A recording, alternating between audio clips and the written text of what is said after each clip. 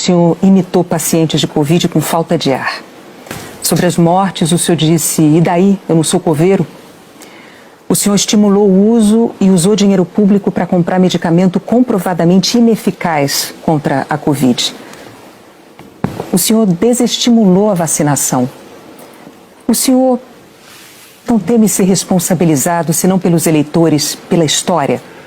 Olha, nós compramos mais de 500 milhões de doses de vacina. Só não se vacinou aqui, não quis. Eu acho que vocês dois se vacinaram. Comprada por mim. E em tempo bem mais rápido que outros países, que isso não tinha no mercado.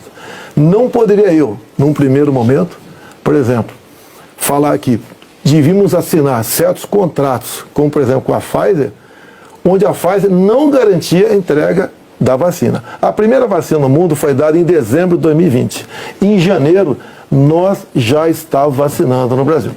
Então fizemos a nossa parte. E o grande erro disso tudo foi um trabalho forte da grande mídia, entre eles a Globo, desestimulando os médicos a fazerem o tratamento precoce, que isso é conhecido como uma liberdade do médico. Quando algo é desconhecido, como até hoje é desconhecido ainda os efeitos possíveis, efeitos colaterais da vacina, desaconselhar, inibir, ameaçar, caçar o registro de médicos. Isso que foi errado feito durante a pandemia. Mas, candidato, o senhor desestimulou a vacinação. Isso não tem nada a ver com liberdade. O senhor chegou a dizer que quem tomasse a vacina poderia virar jacaré. Mas o senhor associou a vacinação ao vírus da AIDS.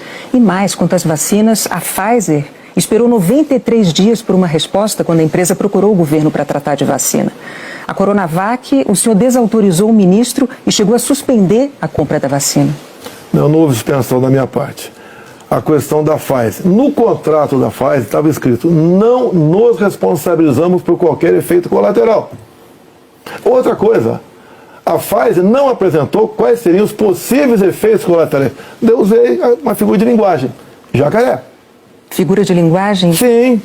Você acha que é o caso de brincadeira? Não é brincadeira isso. Isso faz parte da literatura portuguesa.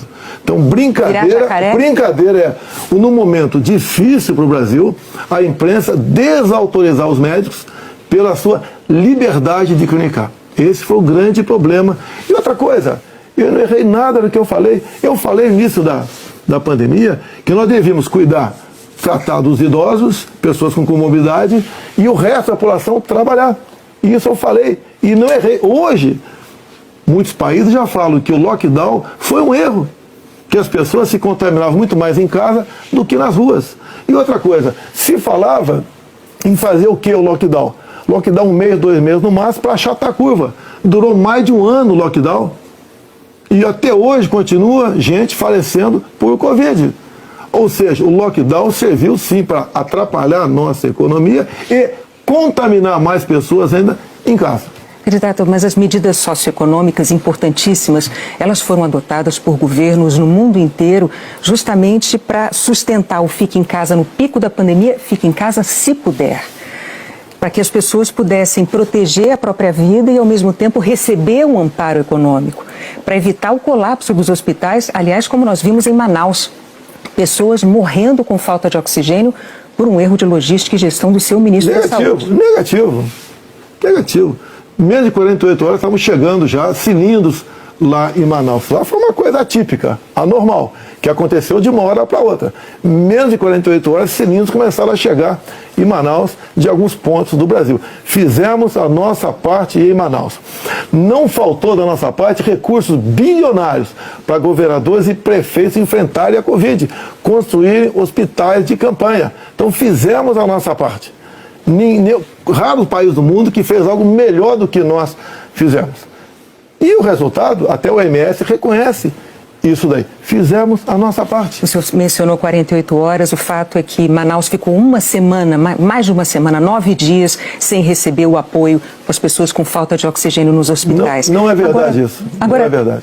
Candidato, sobre o seu comportamento com as frases que eu mencionei, imitando pacientes com falta de ar, muitos viram isso como um sinal de falta de compaixão, Eu queria que você botasse no ar eu imitando falta de ar. Realmente... Mas falta de compaixão... Bom, então você começou a mudar. Desculpe, você começou a mudar, tudo bem. Para eu completar a minha frase, muitos viram isso como uma falta de compaixão, de solidariedade com os doentes, com as vítimas, com os parentes das vítimas. O senhor se arrepende? A solidariedade, eu me manifestei conversando com o povo nas ruas, visitando a periferia de Brasília, vendo pessoas humildes que foram obrigadas a ficar em casa sem ter um só apoio do governador ou prefeito.